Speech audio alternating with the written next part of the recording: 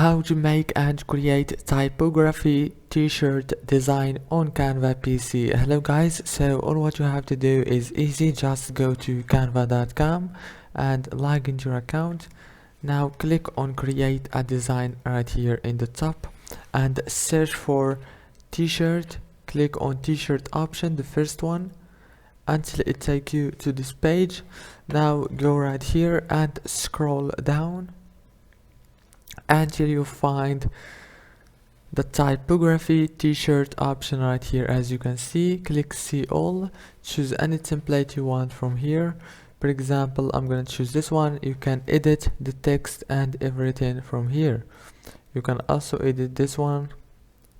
You can change the color and it looks so professional. As you can see, you can also change everything. After you finish editing everything, go here and click download.